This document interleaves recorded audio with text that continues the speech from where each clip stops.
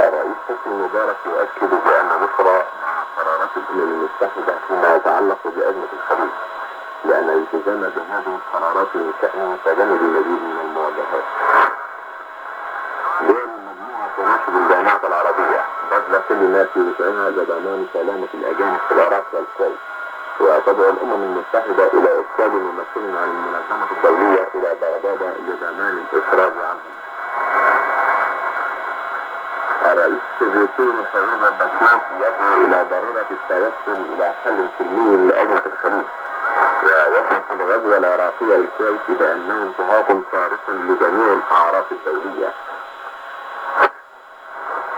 حكومة أنجولا تعلن استئناف مباحثات السلام مع حركة يونيتا المناوئة في 21 من أغسطس الحالي.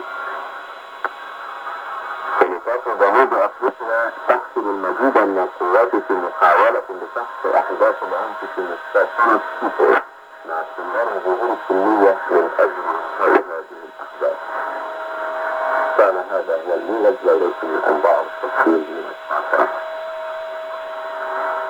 أعلن الرئيس محمد حسني مبارك أن القوات المصرية أرسلت إلى المملكة العربية السعودية طبقا لقرار القمة العربية التي عقدت في القاهرة وتحت مظلة الجامعة العربية، وأن هذه القوات لا تزيد على 2000 جندي. وقال إن القوات العربية سواء كانت مصرية أو سورية أو مغربية فإنها تعمل تحت مظلة القيادة السعودية لتأمين المقدسات الدينية. جاء ذلك في مؤتمر صحفي عقده الرئيس مبارك مساء أمس في الإسكندرية، وأكد الرئيس مبارك أن مصر مع قرارات الأمم المتحدة فيما يتعلق بأزمة الخليج، وأن الالتزام بهذه القرارات من شأنها تجنب المزيد من هذه المواجهات. وحول الحملة الإعلامية الضارية التي تصنع العراق على مصر وقواتها وعلى المملكة العربية السعودية، قال الرئيس إن مصر دولة متحضرة لها مكانتها ونحن لا نرد على الشتائم. وطالب الرئيس العراقي بالاستجابة لصوت السلام وتجنب المواجهة والمزيد من سفك الدماء. وأكد الرئيس أن ما يحدث يسبب إزعاجا لكل العالم، والعالم كله يبذل جهودا من أجل الوصول إلى حل سلمي. ناشدت الدول 12 الأعضاء في المجموعة الأوروبية الجامعة العربية ببذل كل ما في وسعها لضمان سلامة الأجانب في العراق والكويت وعودتهم سالمين إلى أوطانهم. وذكرت مصادر مقر الجامعة العربية في تونس أن دول المجموعة الأوروبية تشعر بالقلق إزاء مصير المدنيين الأجانب الذين احتجزوا في العراق والكويت بعد التحرير الأخير للغزو العراقي يوم 2 من شهر أغسطس الجاري.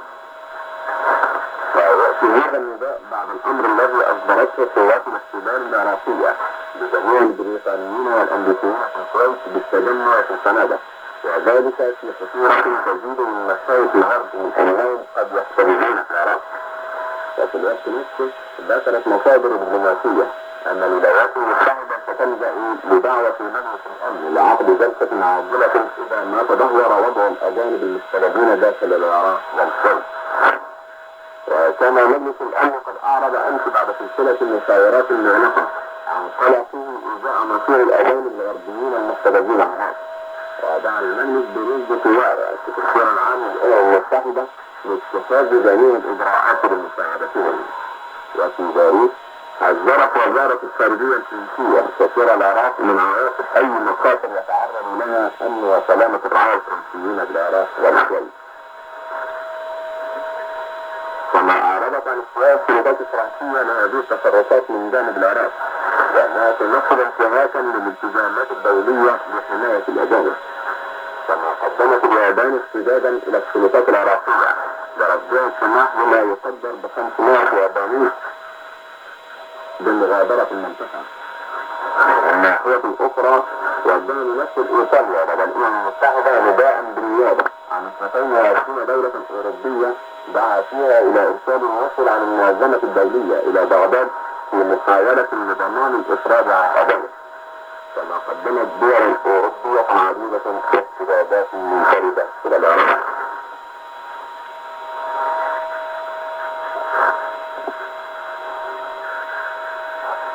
نوالي هذه الأنباء من فوق أفريقيا من القاهرة.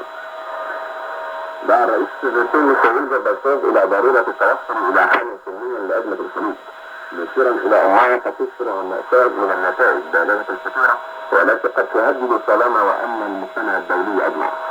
وذكرت وكالة تاس السوفيتية أن الرئيس غورباتشوف وصف الغزو العراقي على الكويت بأنه غزو غادر وانتهاك خالص لميثاق الأمم المتحدة وجميع الأعراف الدولية. وأشاد غورباتشوف على أهمية استعادة الاحترام للقانون الدولي، مما يذكر أن الاتحاد السوفيتي الذي يعد المصدر الرئيسي للسلاح بالنسبة للعراق قد أيقظ جميع إمداداته العسكرية له احتجاجا على الغزو العراقي بالكامل.